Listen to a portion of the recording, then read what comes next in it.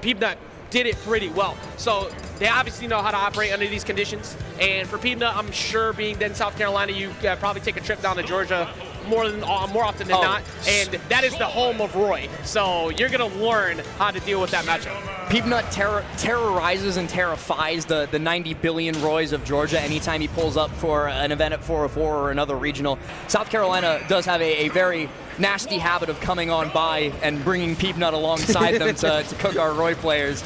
But nonetheless, there is a non-Georgia Roy on the screen that Peabnut is going to have to try and get through. The Crash Bomber does not go the way that he wanted it to, and Goblin going to turn that into an up air bear to take the early lead. Yeah, we're going to see a healthy dosage of that up smash too. That up smash out of shield as a get-off-me tool to just keep Roy from being able to safely land. That's why I think that we're going to see Goblin start to shift more to that fading there, fade out that up smash, get him to pull the trigger first. That way you can move him to the corner, because if you can get him at that wall last, or excuse me, to the ledge, then you can start to punish him, because it's a little bit easier to react to rush coil there than trying to fight him in center. The problem with fade back anything with Roy, though, is you're always going to end up hitting with the pool noodle rather than the sledgehammer, and Goblin already starting to run in that problem a little bit, but keeping it mostly even, gets the jab, but there it is, the pool noodle hit, but the pool noodle hit is plenty at that far distance towards the blast zone, and first stock goes to Moist Esports Goblin. I love when Goblin does that. Like, just the ability to extend off stage with a character who doesn't necessarily have the best overall recovery and still challenge someone who has pretty good mix-ups of his recovery with the rush coil, being able to jump afterwards and change his pace up. But this is 112. He's pretty much near saw blade back air percentages, which is what Peabnut is kind of hunting for. Now, you already see him dropping that saw blade onto the floor and then holding it in hand. He wants Goblin to be afraid of that, but Goblin, a man who knows no fear, going to continue to try and build up that extra credit. 24.2 on him already, and knows the exact timing to call that out with the shield and continue to pour on the damage. A jab, but guesses wrong on which way Peeb was going to be air dodging, so that's going to give him a second opportunity. A counter, though, a rarely seen move, but it serves its purpose. I do like the reason for it, though, right there, right? You just jumped with fair, and you were, the idea is you're probably going to jump back to stage after that, and then you get back into a counter, but that double-edged dance does find its mark that time round, and Goblin has a very solid lead right now against Peabnut. For somebody who often struggles against both Mega Man and Peabnut, Goblin looks like a man with a plan. I actually saw him during Melee Top 8 sitting in the audience studying those VODs from the last couple times he had faced off against Peabnut, and it looks like that studying is coming into his favor, but Christian Peabnut is not one to be left in the dust. Finds that forward air to close out that first stock, and very well could find himself another one if Goblin isn't careful. Yeah, definitely. I mean, you never can count Peabnut out. There's 4 minutes on the clock, which means Peabnut's still in the game. Peabnut is not afraid to play to that timer, but you have to be able to find those grabs where you can. Fair's coming through, sending him over onto the right-hand side, and this down tilt might lead to the end of the game. Does not get the read on the get-up, though, last. Keeps himself in the game for just a little longer. Peabnut being very careful there not to get caught by the classic Roy tech chase off of the down tilt, just biding his time, waiting to see what Goblin was going for, but he didn't bide his time enough that time around as the dash attack sweet spots and sends him deep out off stage. Now has to deal with a Roy ledge trap, and we've all been here, we all don't want to be here, and Peabnut is there no longer as game 1 goes strongly in the favor of Goblin. Yeah, jab at ledge, it must be nice. That's it, just being able to be over there, throw that out, be safe. Pull him off ledge, non-committal, make sure you get back up. But as Roy, you got to make sure you're also timing it correctly. You don't want to overdo it. You don't want to make it too obvious, because then people are going to make it easier to, if I'm going to take a hit, at least I'll take it in the center of stage. You have to be able to condition someone into that fear to get that double edge dance later. He already got it on stock 2, so that made Peabnut more inclined to want to wait there a little bit longer, and he was able to rip him right off. But in game 2, he's going to have to try and find a way to deal with the fact that he was getting pushed to the corner too often as Mega Man. Usually the one who can kind of space him out, throw out those pellets, and kind of slow him down, but he was just being guided right over to the ledge. Running it back to PS2 in game number 2, I don't dislike this, because it certainly wasn't the stage pick that determined the outcome of game number 1. That was, like you were saying, Goblin's proficiency at shoving Peanut into this corner, back against the wall, so to speak, and not letting him escape for the life of him. And he's doing it once again. Already off the bat, Peabnut, excuse me, has taken 64% and has yet to leave this right-hand corner. Yeah, and it's also good matchup knowledge on Goblin to know, like, the main thing you're going to see out of Peabnut is if they're facing you, it's fair. That's it. They have pellets and fair. That's how they're getting out, unless they commit to that rush. If they turn around, respect fair, but keep the spacing so you can always win after they do it to trade him right back to the corner. And he does finally get back to center, but he took 84% before it. Right. He finally gets to play the game now, and he's not going to be able to play too much more of it if Goblin can do something along the lines of maybe one jab or one sweet spot side B. Back air connect, sends him deep off stage again. Will we see Goblin go deep? No. Gets stuck by the Crash Bomber, but Peabnut actually a little bit too low down. The Crash Bomber might have been his undoing there. Yeah, Peabnut just needs to stay composed. Like we said, it's not the first time we've seen Peabnut make comebacks from positions like this before. You may be down, but you're not out of it. And Mega Man has the ability to sneak away some early ones. You have that dare. You have the trip into the Shoryuken. Like that up tilt is super strong. You just need to somehow condition it. And so far, a lot of advantage state wins for Peabnut, just missing that back air on the roll. I do love that as a Capcom fighter, technically, Mega Man has a Shoryu. It's just on a different one-hit button. KO in the game, too. Yeah. It's phenomenal. But, wow, okay. Just, Raw you know what? twice in a row, Much too. like Capcom, I am going to throw out a Hadouken in neutral. But it worked. It worked out. So can Peabnut build off of this is the question. I absolutely think so. Goblin has to be very careful about how they approach this from this point forward, because the longer you start to rush straight into Mega Man last, you already know that damage is going to rack up real fast. Even though it's passive, it's going to annoy you. Right, it's that chip damage, those little tiny itty-bitty hits from the lemons that start to rack up when you don't even realize it. Suddenly you look down at the percent counter and, oh, I'm at 90, I'm at 100, I'm going to lose my life. Peabnut might be losing his here, though, if Goblin can have anything to say about it. Dodges the second Crash Bomber as well, and this is that patented Leroy ledge trapping. Just keep throwing hitboxes because, let's face it, those are some of the best hitboxes in the game, and Mega Man doesn't really have much of a way to deal with them. Like we're saying, it's pretty much fair from ledge, and then hoping that you get by him off of a good jump. I am amazed that he made it past. Yeah, I am very surprised that that went unpunished, but that's a down tilt. That's a little bit too far. What's the option at ledge? The aggressive back air, but these down tilts have been on the money. I would not be surprised to see an F tilt on a coverage. Doesn't matter though, reacted immediately to jumping over with that up air. Yeah, Goblin kind of abusing a fear factor there too by charging up the neutral B. It's not one that you see hitting too often, but it did force out the air dodge from Peabnut and then the buffered ledge option, because I think even though Goblin hasn't shown it yet, he's still fearing the Trump back air. So not wanting to get caught by that, he buffers an option onto ledge, and Goblin's way too fast for that to work on him. Yeah, Trump air especially being such an early kill option, so you do not want to get caught by that. Waiting for the dodge, but it doesn't really matter. Nothing, even though nothing came of it, look at it. He's still got Peab in the corner. Peabnut has spent so much of this set in that exact position. What do you do about it? There's nothing. You have to respect down tilts and everything from that point forward. Right, at this point, Peabnut really just trying to try everything. He did that Shoryu twice to try and get himself out of the corner. The second time did work, and he was able to regain center stage and then punish that dash attack on shield with the up smash, bringing us to a last stock situation all of the sudden. Minimal amount of damage, too. 36% is not a ton, but Goblin has had control for the majority of the match. That being said, though, Peabnut is great at late-game situations as the set goes on. Falling up air, getting at least one. Of course, you don't jump through that. You just let it rock, take that damage, but we have an even game all of a sudden. Right, that's the matchup knowledge coming through from the 4 sets that these guys have played previously. Goblin knowing that if he burns his jump in that critical situation, it's Juggle City and might just be curtains on the game. 51-53 though, and I believe for the first time this set, Peabnut has taken a percent lead. It's not long for this world though, as he immediately gets caught by that hit.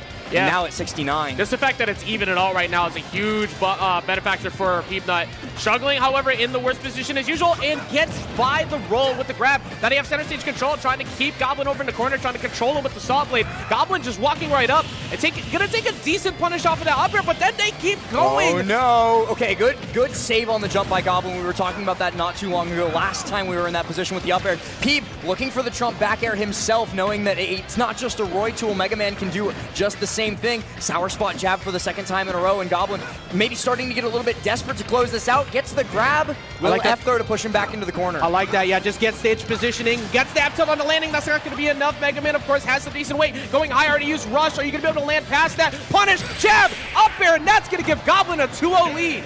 And that was beautiful reaction recognition from Goblin at the very end there, forcing not one but 2 panic options out of Peabnut on his way back to stage, then punishing the get up with the jab. And not only that, recognizing that he wasn't being sent the correct direction to connect with back air, but knowing that up air would do the job all the same, finding it and closing out game number 2 in his favor. A 2-0 lead for Goblin is a huge boon, because even if those adaptations that Peabnut were starting to show towards the tail end of that game number 2 start to come through, he's got 3 games now to still make it happen. Exactly. There's almost always at least one match where Peabnut kind of messes with your mentality with how good he can control the pace of the game. At least you are now up 2 to make adjustments post that. Because if you went down 2-1 and then you had to deal with that passive play style, you're probably going to lose in the clutch. Because remember, this is elimination side of bracket. You only have 1 round to go out today to try and continue that run towards those top 2 qualifying spots. Do or die for the Panda Cup, and every single Smasher in the world, top 50, top 100, top 1, they want to be in that finale, and these two are no different. Peabnut finding that back air to get himself out of disadvantage, but a get-up attack from Goblin actually ends up getting him out of dodge. And now Goblin just trying to swing his way back in. Of course, they've been pretty consistent at doing it overall. But there, we finally found a Saw Blade into Bear. Then we get another one covering that neutral get-up once again. I think they were looking for a panic jump option out of Goblin to react to, but Goblin smartly knowing it's not worth it. I can't take back air right here. I'm just going to stay grounded. No, Goblin's so smart whenever they're in those situations of will they, won't they. Goblin almost always comes out on top because it's so good at forcing scramble and then capitalizing off of it. Catches the jump with a nair. Peabnut at the ledge once more. This is where Goblin's been making their money, but nothing. I think a big thing with Goblin, too, is will the throw take me out? No. Will a straight hit take me out? Yes. And that's why they've been willing more so often to kind of just run up and shield and be fine, because the throws aren't at that knockout percentage that you're looking for yet. And he's trying to keep that same thing going. Bear does not find it, of course. It was a little bit closer to the ledge. Might have taken it. Double-edged dance won't either. This first stock taking a long time to go. Now, we're almost 2 minutes into this game, but I do want to talk a little bit longer about that concept that you brought up that I like to call straight hit kill power. And Goblin, a master of that exact thing. Knowing, hey, I have a lot of moves that will kill if they connect. So I can take my time and throw stuff out, and what a conversion! The sour spot up there into the Blazer. I love that, considering it's extremely dangerous to attack from ledge in that position 9 times out of 10. However, that 1 time out of 10, if you saved it, you can trip someone up. That was so good by Goblin to finally strike. However, that didn't end up leading to an up throw. I figured it would be up throw at that point, but the up throw this time should take it out. No, back throw still. Peabnut, what are you doing? Peabnut that way, upwards. He's at 206. Kill him. To the north. There you go. All right, only taking 7% somehow after that. I figured the throw would be enough to do it, but very, very close game here in this game number 3 compared to the first 2, where a lot of it was just Goblin keeping Peabnut on the corner. It looks like Peabnut's starting to figure it out a bit more. Ooh, good conversion, though, from the Saw Blade into the up B for Goblin, just for that little bit of percent. Having the item in hand and knowing what moves of his are going to work to get the extra percent before they reset into neutral. And a great drift back from Peab off of that shield, knowing that Goblin was going to be a swinging. The Goblin getting these parries up, starting to back him out a lot more too. That up B has been a nuisance to Peabnut repeatedly. Jab Bear won't find his mark, trying to find the grab. You get a throw, just get a fair and try to cover the landing option. That was almost an excellent frame trap, even though it only would have been a bear. But Peabnut needs to get something started ASAP. Leaf Shield might be the thing to do it, but no. Goblin's able to roll through and then reset. This is where Roy is so scary. He's so fast on the ground. He's just dashing back and forth, and you know that one mistake is going to lead to the stock. Now, Peabnut on his tournament stock. The last rep of the Caroline is in the bracket. Will he be able to make this clutch, bring us towards that reverse 3-0, or will Goblin show everybody, hey, I'm back, I'm here to play, and I'm looking to go to the Panda Cup finale? Well, this is where champions are made. You got to be able to make it back from positions like this. Even though you're pretty far behind right now, can you stay calm enough? The answer is going to be very difficult to find as Goblin consistently keeps pressuring him right to the corner. Here comes that jab pressure. There's the air dodge bait without even doing anything. Just positional pressure, forcing scare tactics out of Peabnut. That's revealing the Goblin that Peabnut is afraid right now. I would be absolutely terrified. I don't blame Peabnut in the slightest. 84% against a Roy out for blood. Anything will lead into the kill if Goblin plays his cards right. The Goblin just needs to get one jab bear at ledge, potentially just dash cancel up to get ledge control once again. Might come out if he sees him jumping too much, but rising from the ledge, that double-edged dance does trip people up every once in a while. It lingers so long, and Goblin, a master of delaying the timing, just syncopating it just slightly so that somebody will think, okay, he's done, I can run in and get the punish, but there's that last hit. And speaking of making use of double-edged dance, Goblin stalls out perfectly and pops him up with the bear. The ledge invincibility runs out, betrays Peabnut, where he thinks he's safe. He is not. Goblin moving on into losers quarterfinals, one step closer. that was a masterclass on how to deal with Mega Man in every way, shape, or form. Mega Man struggles sometimes to get away from the corner. That's something that we kind of harped on at the very beginning. But Mega Man also has very annoying tools to be able to kind of box their way out of those situations, usually using that pellet, using that short hop fair. Particularly when it's backed up by Buzzsaw, you kind of want to give it respect. Goblin gave it no respect because the frame data is so much more in favor of Roy. That's like, cool, every time we trade, I know that my damage and my knockback is going to push you back off ledge, and we're going to repeat this process because you're not getting out of here. And that's why most of the time that real estate was purchased on the right by Peabnut, and they could not get away from that corner. You let a Mega Man player, especially a Mega Man player as proficient as Peabnut, play that zoning game, build up that chip damage on you, and then eventually kill you with something like a back air or a forward air. Just about anything else, it doesn't really matter. That's when you start to lose and the game starts to feel hopeless because it feels like the clock every second that ticks away is in their favor, and there's not that much that you can do about it. So Goblin, he just, all right, no time for you. The clock is mine, and I want it over. You know what's frustrating, too, about that situation is that Mega Man would absolutely love to have Roy off stage so you can find that down air. We never really got to see down air happen. There was never situations where it happened because Goblin always was winning in that situation. And Peabnut is normally very good at baiting people over there. So, again, flaws out to Goblin, who is going to move themselves into losers' quarters.